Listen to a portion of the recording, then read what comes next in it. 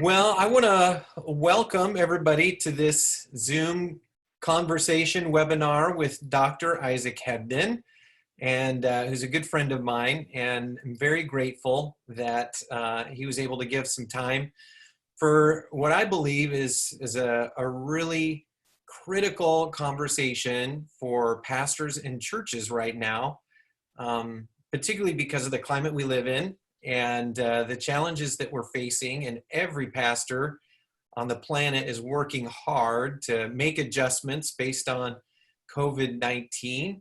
And so Dr. Isaac actually just finished his doctorate of ministry at George Fox University.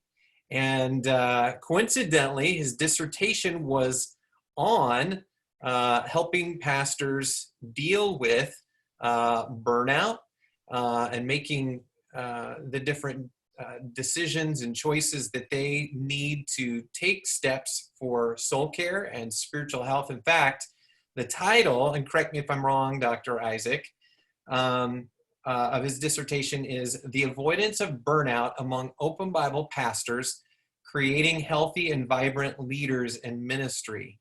And I love the last part of that, creating healthy and vibrant leaders. And I know that's something I've prayed for our ministers down here and in my neck of the woods, just that health and that vibrancy in a season that can really, really demand so much of pastors that it could lead to burnout. And so I'm glad you could be here with us. And want to frame our conversation. So when I initially invited Isaac to be a part of this, I mentioned to him that one of the Bible stories that really resonated with me was the story of Elijah when he had just come to the end of his rope. He actually had just come from a tremendous win in his ministry and then received a threat by Jezebel. Most pastors are familiar with the story. It's in 1 Kings chapter 19, 3 through 18. And so he runs, and he's fearful, he's exhausted, and he finds this tree. He sits down, he prays, and then he falls asleep. And I don't know how long he falls asleep, but that picture of this mighty prophet who had just come off this big win is totally exhausted. And all of a sudden, he's awoken by an angel who had prepared some food and water for him. And the angel invites him to eat and drink. So he wakes up, he eats, he drinks, he falls back asleep. So then the angel comes back a second time and again ministers to him, gives him some food and says, hey, your journey is too much for you. You need to eat and drink.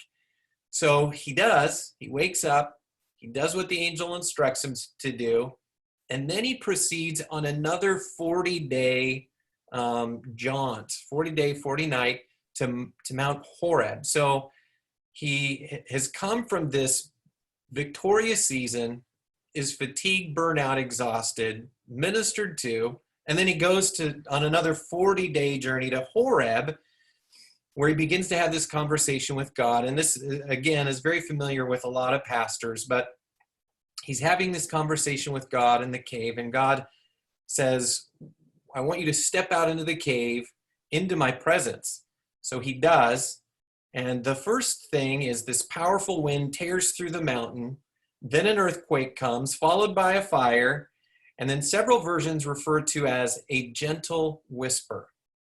And I love that part. And there's lots of sermons that have been done on the dynamics involved there. But when I read through that story and I see the landscape of church leadership right now, I recognize that a lot of pastors probably can resonate with Elijah's story and the uniqueness of his exhaustion and the uniqueness of his need for receiving that angelic ministry, and more specifically, his need for being in the presence of God. And so, Dr. Isaac, I'm curious. I want to let you kind of take some or provide some thoughts from here because you've studied this specifically for open Bible pastors. But when you look at that story of Elijah and you look at pastors today dealing with some of these challenges, why do you think it's important for pastors and church leaders to find that gentle whisper of the Lord's leading in their own life? Yeah, well, first, Pastor Nathan, thank you so much for inviting me to talk with you and fellow pastors. It really is a joy for me to be here. I love to talk about things of the Lord with pastors. And so to answer your question, though, why is it important for Elijah to hear from the Lord, specifically in the gentle whisper? I think a lot of times we can forget the why. So if we know why we do things, that really gets to the heart of what we're about and the motivation for what's behind it. And so I think really is important to start with the why. Simon Sinek talks about that in his book. And so why do we need to? I was in a meeting this past week, and one of the people on the Zoom call said, "You always bring yourself into the room."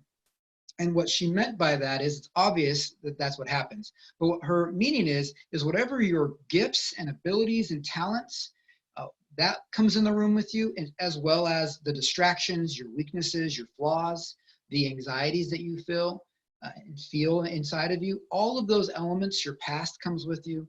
When we enter a room, that's what we have. And so when we as pastors, we need to know the still, quiet voice, the gentle whisper from the Lord, because sometimes that is all that we have. When we enter a room, if we have disconnected from the Lord and we don't know exactly what we're about, when we enter a room, that's our gift to that conversation, to those people, to the people we're sharing with. Our gift in a lot of ways is our own selves. And we want to make sure that we are centered in Christ, that we have him at the focal point of what we're doing. And that's not just for a Sunday morning service, but that really is for every single phone call, every single moment with our family, with our loved ones. We want to make sure that we have at the center of who we are, Jesus. And that starts with making sure that that connection is there. In a lot of ways, those connections can get deviated, we get distracted, and when we enter a room, we have other thoughts going through our mind. And so we really want to make sure we're very clear on why we're doing what we're doing. Elijah, he had got distracted. I think it's interesting in that chapter, I think God says, "What are you doing here?" And somehow Elijah, in the course of all that was going on, had just allowed the weights of things to bear down on him, and he'd forgotten the why. Why was he supposed to be doing what he was doing? So I really do believe that in a lot of ways, our best gift is ourselves. And so as a leader, we're responsible to make sure we're doing all that we can, because the church health will depend on the pastoral health and the health of the leadership. The health of my family depends on how healthy I am. If I'm broken and wounded and acting out of those things, then my family is going to feel that, sense that, and it will become ways to navigate around that. Our churches are going to reflect who we are. And so we want to make sure that we are connected with God and we're working through those identity issues. Yeah, that's really good. I know even for myself, when the COVID-19 season began, I found myself, coming into the office and asking myself, what do I do with this? And then ultimately, okay, Lord, Lord, I don't know the answer to that. So what do I do about this? And I think there's times where it doesn't feel natural or comfortable to recognize our own you said deficiencies. But I like that you said that's part of just being who you are, who God's uniquely designed you, being comfortable with your own limitations. And that's something that the COVID-19 has illustrated to me is I've got plenty of limitations, but it also forces me to lean on the Lord more intimately, I guess, which is where we all should be, right? I mean, that. Yeah, not only are we leaning on the Lord, though, we are doing that. And what we're leaning on, too, besides who he is what he's called us to do. So when I remember that I'm called to pastor the Intersection Church in Spokane Valley, it simplifies what am I going to be about today. So I'm in those first moments, I wasn't called to some of the other activities that I was worried about. We become in crisis a lot more aware of, okay, when we know what our call is, when we're clear on that, and we've heard the gentle whisper, and we know the direction that God wants us, all of the peripheral things need to go away in crisis. And what really begins to focus on is, okay, who has God called me to be and what to do in those moments? So for me, it was even more of a reminder to make sure in crisis, the people are looking to me as the leader for direction, which means I need all the more to stay connected to Christ. So these practices and the disciplines that I have, I didn't drop them, I ramped them up. I made sure that I'm getting time with the Lord. I'm making sure I'm going to bed on time. I'm eating good meals. I'm getting enough exercise. And all of those things are necessary, important, because we're in the crisis. And so those things that help me be as healthy and aware of God's prompting and leading, I'm relying on all the more. And so now it's, when I'm healthy, out of the outflow of that, when I'm hearing from the Lord, then I'm much clearer about who to call, what to do, and what the focus of the mission is. Some of the other things go away, but we simplify where we're at in these times of crisis. It really helps. It really helps and makes a difference. That's good. You kind of touched on what I think is the answer to my next question. We talked about why, and I'm curious to hear you comment a little bit about how pastors can find that gentle whisper like Elijah did, because in many ways, what preceded the gentle whisper was a whole lot of craziness and chaos. And when I look at the landscape of ministry right now, nearly every church has made tremendously significant adjustments to all of their models of ministry. And so, there is this temptation in ministry, just power through, just get through it, and push till the other end. Maybe that's just part of my personality. And then when we get on the other end of this thing, then we can figure out how we want to be healthy. So my question is, how can we be healthy in the midst of these dramatic changes and pressures and stresses that we're facing in our churches? Yeah, it's really a great question. And it's really important that we get the order right, to me. So you mentioned all the things that we have to do. You're right. As pastors, we are swamped. There are people that we have to call. There's people that need checked on. There's sermons to be written. There's a host of things that need to get done. I don't know. I've only been the senior pastor here at this church for a few months, actually. It was February 25th was my first Monday, taking over from my dad as he's retired now. But what a great introduction to me. Right? Yeah, I'm sure that has been for you. Yeah. But there isn't a day when we do this job that I go home knowing that the job is complete and I'm done. So we're just never going to get everything done. That just doesn't happen in our world. So the order to me is not what have we done, but rather who am I? So there's this be versus do kind of tension. And rather than worried about what I've done, I need to make sure first and foremost is that I am the person of God that God has called me to be. So I heard a story. We here on the West Coast, we have a friend, Wayne Cordero from the New Hope International Church. He's a graduate from Eugene Bible College, now New Hope Christian College. And he wrote a book on burnout. He experienced burnout, and he tells a story in it where one of the pastors says, my greatest fear in life is for my kids to grow up hating the church. And what happens is we get so worried about making sure the church is doing things and up and running that we forget really what our first calling is. And our first calling is to ourselves, making sure that we're connected with God and that we're making sure that our families are connected with God. And so in the midst of all this, I want to make sure that my family too has a strong leader at home. Am I being the kind of person inside my soul and at the house? Am I being the husband and father that I need to be to them? That is important. I don't want to be successful at church and have my family far from God. And I know none of us do, which means that I have to make sure that I'm taking steps to do that, Nathan. So how do we do that? we make sure that we are keeping the right things in order. Am I being the kind of person that God's called me to be? And then am I being that at home? And then from there, the order would be church life. And again, I think it comes back to the understanding our calling and vocation. There is a Jewish psychologist who went through the Holocaust. His name is Viktor Frankl. He wrote the book, The Search of Meaning. Brilliant book.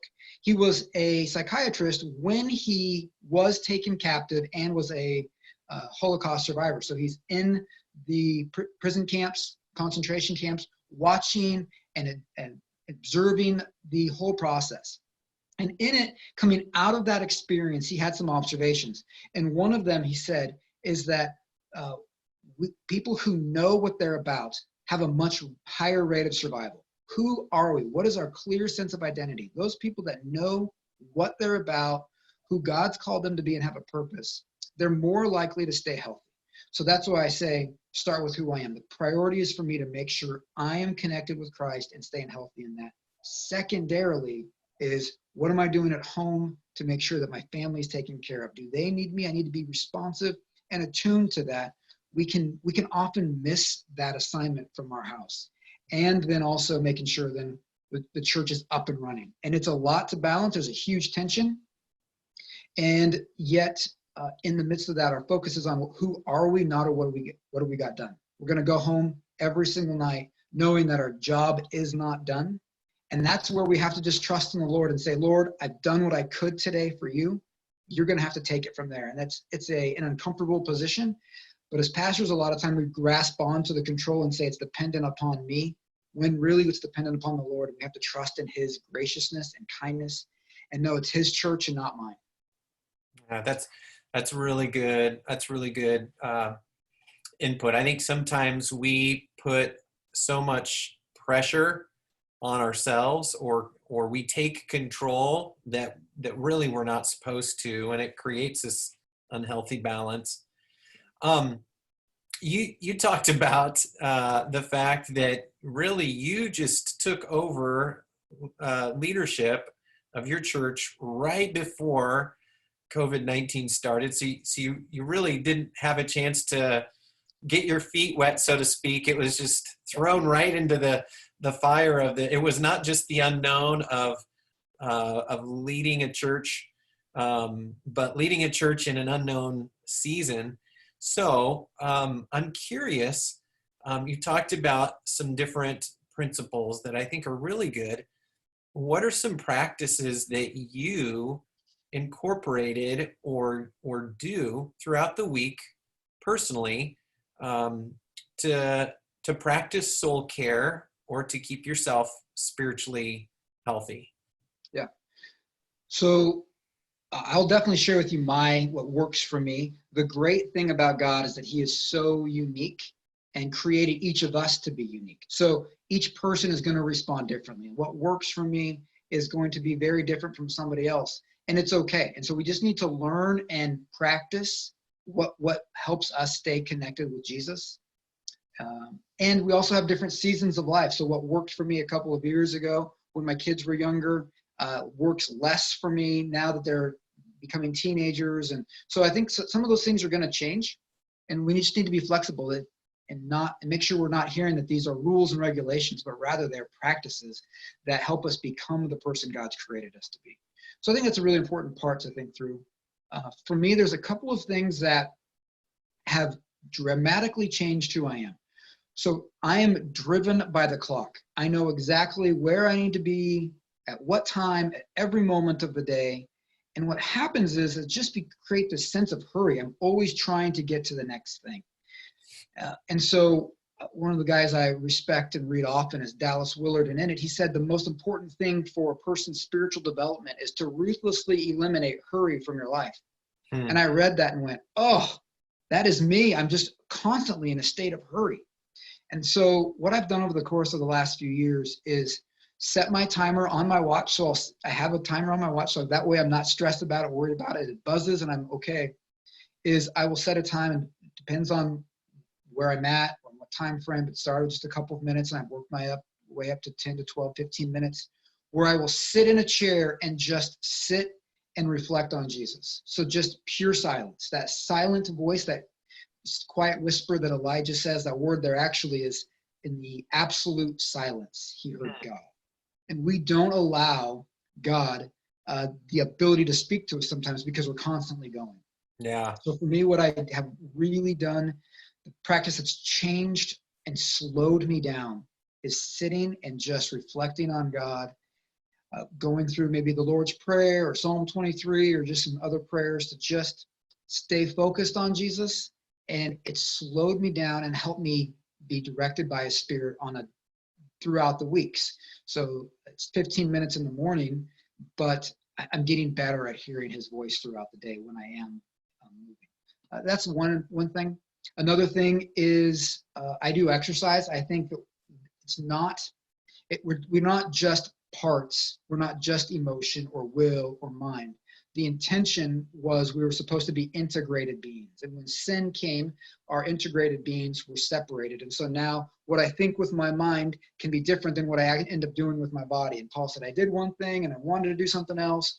And so what I try to do is begin to do practices that connect my spirit and body and mind. And so to me, our body is connected to that. So I physically exercise because it keeps me sharp mentally and it connects me spiritually with the Lord. And so I think physical exercise is really important to us. And that looks differently for each of us.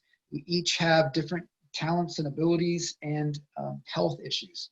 I have a friend who's a massive bodybuilder, and he has enormous muscles. I am not. Are you talking about me? Yeah, right. It's you, Nathan. It's you. I didn't want to embarrass you. But he likes to lift weights. I would rather run. I hate lifting weights. He hates running. But we all have different gifts and abilities, and we all start in different locations. So if somebody's not a runner and says, I'm going to go run a marathon tomorrow, well, that's just not reasonable. So for me, exercise is really important. I can't emphasize that enough. Some of us really just need to go for a walk and do something. Some of us aren't able to do that. And so what does that look like? So those are two things. They seem like they're not super spiritual, but all these disciplines helped us connect and hear from the Lord in different ways. Those are the ones that, for me, obviously prayer, Bible reading, it's part of the day. But there's other techniques that just continue throughout the day to remind me of who God is. I like your example of not just being silent, but sitting still in a chair. And I almost think in order to enjoy silence, you have to be still. There's something symbolically in just sitting in a chair, as you described, and not moving, not doing anything, just being still, in order to enjoy that quietness with the Lord. It's a little difficult to be active and doing all sorts of stuff and try to catch. I remember a Bible college professor we both had, Rick Lewis, who used to use this phrase, eeny, meeny, miny, mo, catch a blessing on the go. And it's kind of a phrase to catch a devotional on the run, and it doesn't work. And I think sometimes, we get so busy, we adopt that philosophy of just, I'm gonna listen to my Bible reading while I'm driving to work, as opposed to being still, sitting down, taking time out, and being with Jesus, as you said, as my whole self. I thought that was really good. Yeah, it takes work. I didn't just start off at 15 minutes. You start off at 3. It is hard work to sit for 3 minutes and do nothing. We're not used to that. It is abnormal in our society today to just sit with our hands open and in silence doing nothing. And it just takes practice and discipline. And the more we do it, the more we're able to hear God in the absolute silence, the sheer silence. And that's really what we're trying to do, is be with God and hear His voice. We've been practicing. You talked about the importance of parenting. And so we've been practicing during this COVID-19, where we're all stuck at home, helping our kids develop quiet time with the Lord. And it's really interesting what you just described.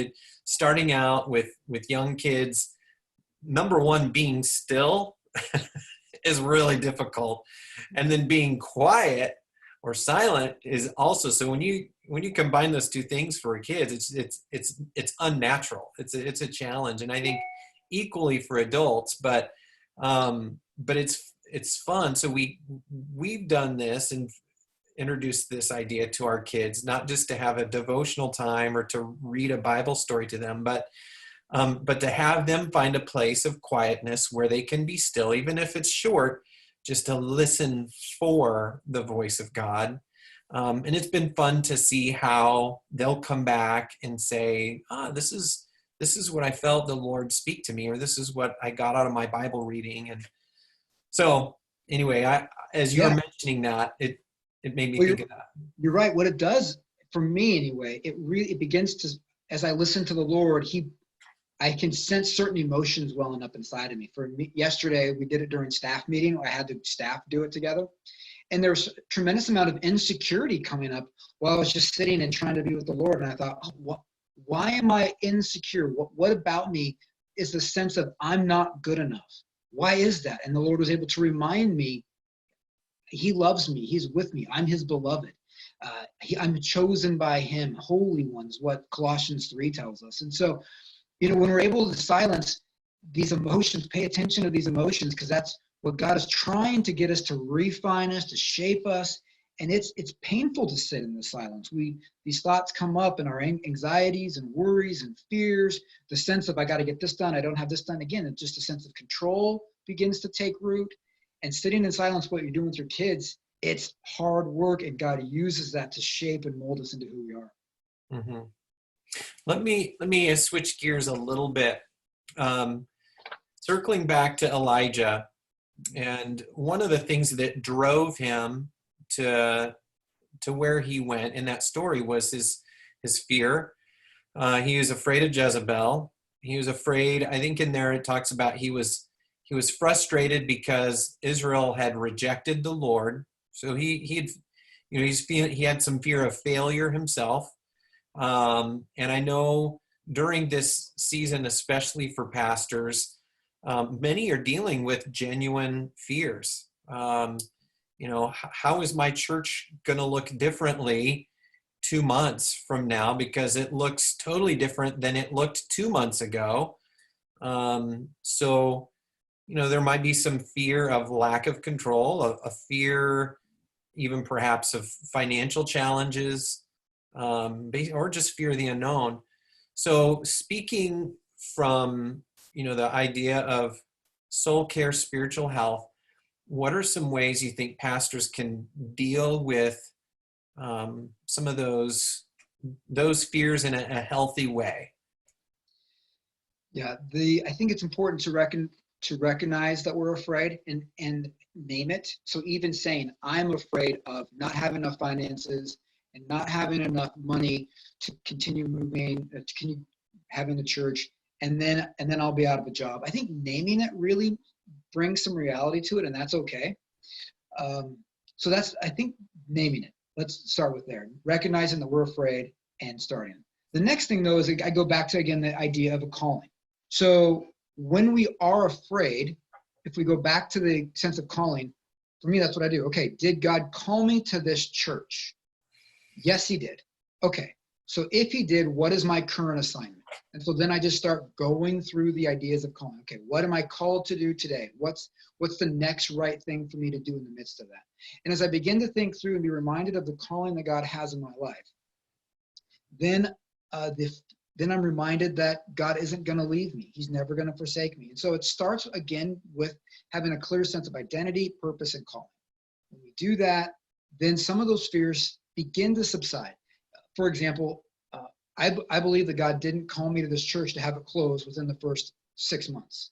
So when COVID took place, I thought, well, I know He brought me here.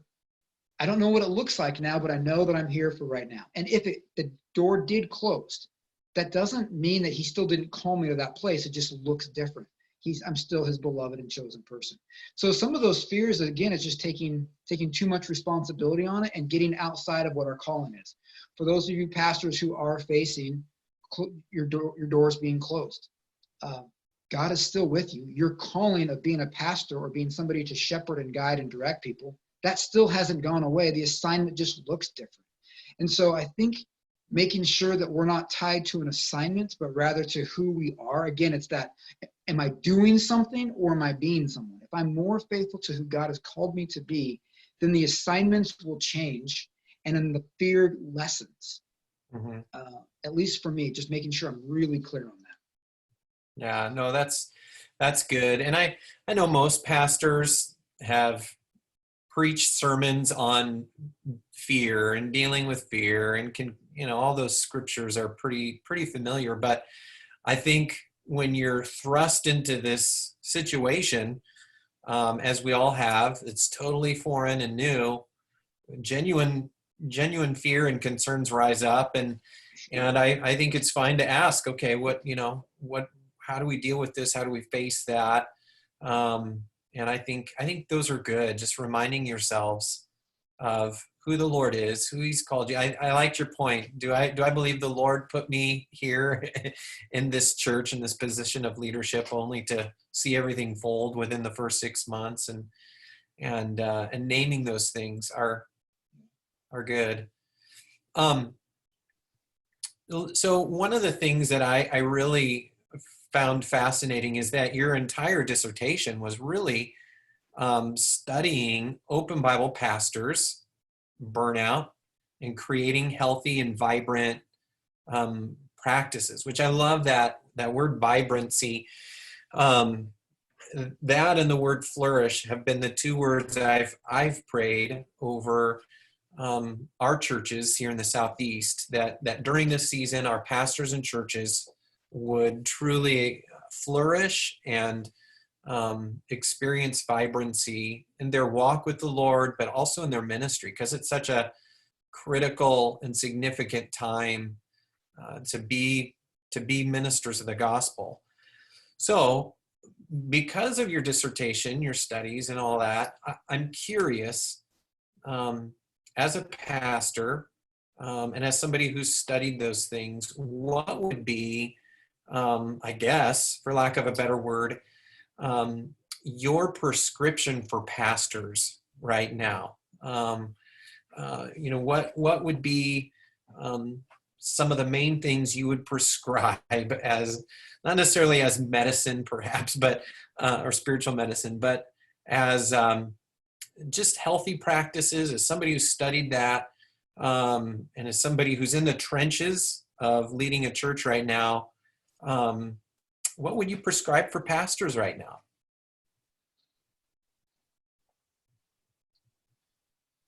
Yeah, it starts with what I've been saying from the beginning. It's not an accident, and it's be very clear on your calling. Who are you called to be? I am not called to be our worship leader. No one wants that. And so we can get distracted on a lot of things. But I am called to lead our worship leader. And so we just need to make sure we know what we're about, know those things. And then it's developing those skills to make sure that you're becoming the person God has called you to be. So Trevor Hudson, he's a pastor, South African pastor. He has a book called Cycle of Grace. And in it, he starts with the idea of having an identification, knowing who you are, and then the next step is sustenance. And he says that for him, and I agree, that the most critical moment in Jesus' life of ministry was him recognizing that at the baptism, when he came out of the water, God said, "This is my beloved Son in whom I am well pleased." And at that moment, there was a sense of identification that Jesus is beloved by the Father. Knowing that, Jesus was able to go and minister. So that sense of identity, that we are beloved, accepted, called, all of those things are really of the utmost importance. And then the fact of doing our job, it doesn't matter as much whether it's success or failure, because who we are is what matters. So then the next thing is what practices do I need to develop to grow in my faith? I used to play basketball. And so there are but what I do now is I coach basketball for both of my boys' basketball teams. So there are certain drills that we do on a regular basis, and it's to help them become better basketball players. So we all believe in the idea of practice. And so whether you call it disciplines or practices, whatever that is. What habits do we develop that help me become who God has called us to be? You don't fall into actually becoming a follower of Christ. It takes intention and planning. So whatever you want to call those, but what habits are you creating and developing to make you become who Jesus is? And out of those habits, they are what gives you the sustenance, is the word Trevor Hudson uses, to the strength to minister. So he says for Jesus immediately went into the 40 days of fasting in the wilderness. Jesus had times of celebration. Jesus had times of solitude and silence. He certainly had times of prayer with the Father. He had small group time with his friends. So there are certain practices that we do that we have to stay true to stay connected. And again, these aren't what pastors should do. This is what we do as pastors to help lead and guide our families and our churches. So again, it goes back to your question from a few minutes ago. What are the practices that help me connect with God on a daily basis? Some people it will be a motorcycle ride. Some people it will be small groups. So maybe we're limited in small groups. So maybe we need to have Zoom chats with with your small group friends. Some people it's a walk along a river or going fishing. Those are important times we have to have and schedule. And they seem like they're unspiritual, but if we believe that all things work to put us back together, to begin to integrate us, to make us whole again, then that puts us back together. So when we enter a room, we're more whole, we're more like Christ. We've found his voice in the midst of life. So that would be the prescription, is make sure you're doing the things that connect you to God. And it's different for everyone. Some people it's plain worship. Those are the things. And then out of that joy and time, then the Lord will open up opportunities, and our job, the things that we do, will get done. And those are the prescriptions. What are we doing to sustain ourselves? What in the temptation, Jesus says, the word of God is our bread of life. I can't remember the exact quote. I'm terrible with Bible memorization. Maybe that should be one of my things, but Jesus said we're sustained by that word of God as our bread. And so what is it that sustains you? And go do those things and schedule those in. It doesn't take a lot of work. It does just take some scheduling and intention. Yeah. Yeah, that resonates with me. I know for my wife and I, for her, going to the beach is one of those things that helps her connect with the Lord and kind of fills her tank. For me, I go and I think, crud, I'm going to get sand all over myself. And so it's like a total turnoff. But for her, so here in Florida, a few of the beaches have opened up recently, obviously with the social distancing guidelines in place. And so a few days ago, she drove about an hour away and walked on the beach, and it was refreshing to her. It felt like soul care, like spiritual health. She came back just feeling like she had connected with the Lord, and it's really encouraging, for her. One of the things I found interesting in my own life is I've gone through different seasons where some of those practices you talk about have totally changed. So,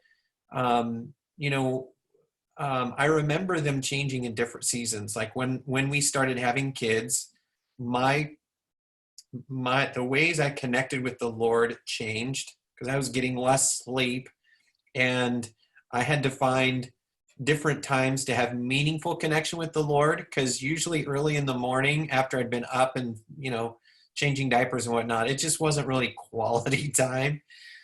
And even just this last year, recognizing that I was needing to find different ways to connect with the Lord, or to be still, to find that gentle whisper or that quietness to the Lord. Oddly enough, for me, running has become that.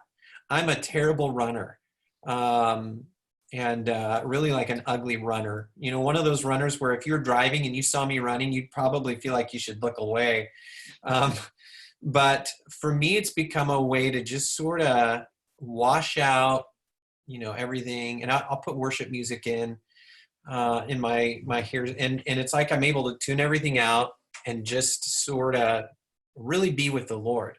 It's weird, but I found it to be a real meaningful way for me to stay personally healthy, and it just so happens to be a good physical exercise habit too.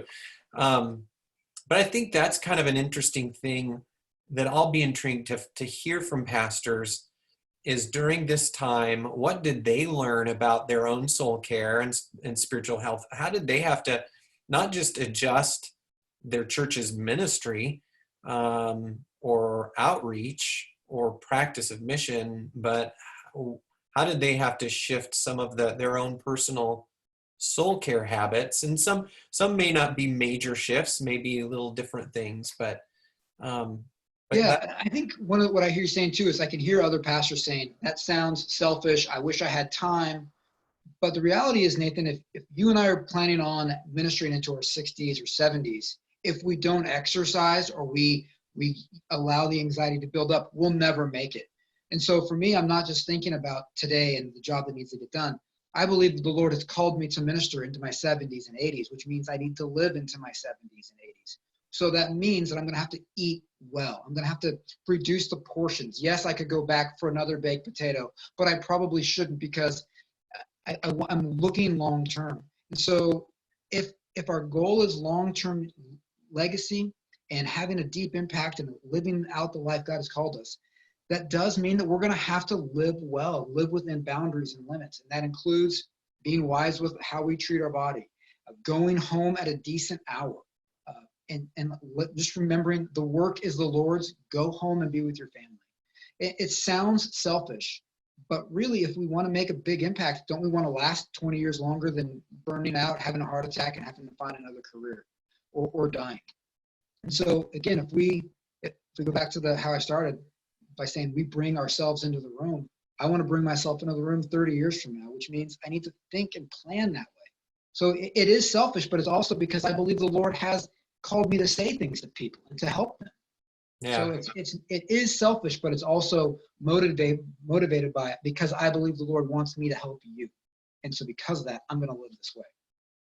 Yeah. No, that's great. Lots of good stuff there. I have one last question for you. And just because I know you have a wealth of resources, different things that you've read, studied, looked at. So I'm going to give you a chance to just be able to share if there's 2 or 3 books or articles, videos, podcasts, anything on soul care or for pastors staying, healthy. Yeah.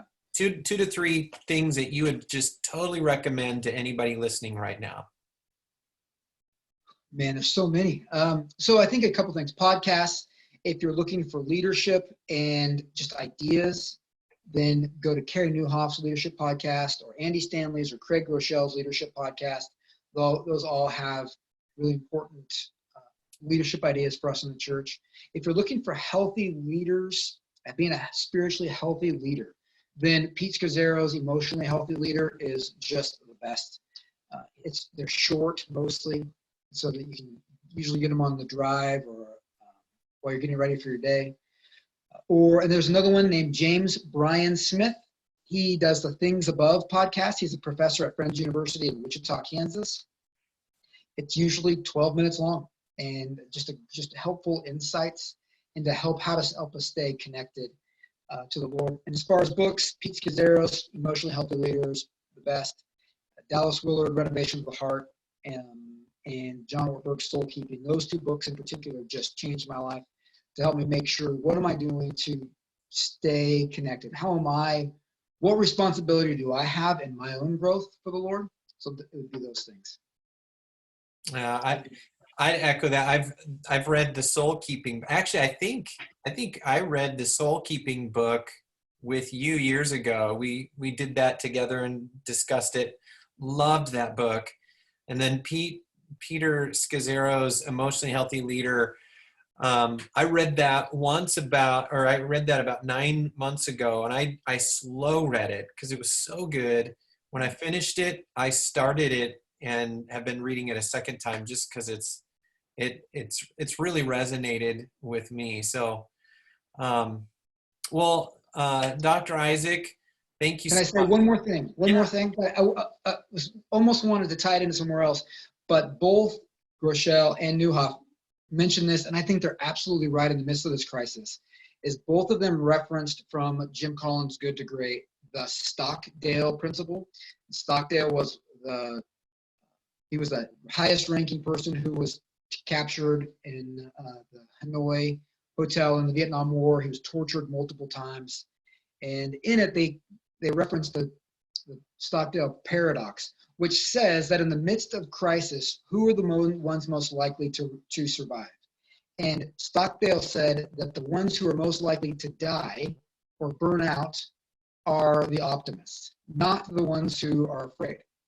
So for those of you who are optimists, I thought it's important for us to think through. And the reason is because the optimists have this idea in mind of, okay, I'm going to get out by Thanksgiving. I'm going to be out by Christmas. I'm going to be out by the first of the year. And over time, it just ends up not happening. So there's this weird tension that we have of God is going to get me through this and facing the reality of what we're currently in. And so we have to do both. So for me, I was fortunate enough to be in a meeting with the superintendent of our schools 2 days before the schools were canceled. And he said to the group, listen, if we cancel school, I don't know when we'll start again. It may not be September. And so I heard him say that. So the optimist said, no, we're not going to cancel school. Then he did 2 days later. And then they said, oh, we're going to be up in 2 weeks. And so now we're going to be up in May. Well, I've heard from the beginning that he didn't seem all that possible about October. And so these people are getting more and more discouraged. But I know this, I know we're going to get through it. We'll eventually have school again, and we're just dealing with the ramifications. And so we have to balance this idea of fear and too much hope. Leaders live in the tension of that, of hope that we're going to get through, but also dealing with the reality of today. We have to do both and be honest about our current situation. Oh, that's good. Really good. Well, thank you so much for taking some time. Let me pick your brain and really appreciate the different principles and practices that you've shared. And before I let you go, though, would love to have you just pray for any of the pastors that are listening right now in their churches, and then as soon as you're done, we'll sign off. All right, let's pray. Jesus, I am so glad that we're able to connect with others through this virtual world and share lessons and to be together in very unique ways. And Lord, I know that you're with me where I am, and you're with Pastor Nathan where he is, and you're with the pastors wherever they are and whenever they are. So thank you for that gift, Jesus. I do ask that you would be with the men and women who are watching, and that you would remind them of their call and their purpose. Remind them that you have chosen them and that you love them. May they, Lord, rest in that embrace today. Jesus, may some of the worry and the anxiety drop away as they remember that you're the one in control of the church and that your church will not fail. You're not surprised by this. Just give them confidence to move forward in their calling, whatever it looks like. Lord, bless their families because their families need them too. Help them to meet all the needs met. Jesus, may they be extra sensitive to the spouse and to their children, Jesus, and to their grandchildren. And Lord, with their church, may they see beneath the surface the next couple of steps, not just the troubles now, but what's on the horizon that they can plan for and put the right people in place for them. Lord, may they see several steps down the road, give them specific insight and wisdom today. We love you, Lord. You are a great and mighty God who uses all things for your good for those that love you. And we do love you, Jesus, in your name. Amen. Amen. Amen. Well, thank you, Isaac. Yeah, thank you guys. Thanks for joining us. Yeah. Thanks everybody for being a part, and know you're prayed for, and be blessed.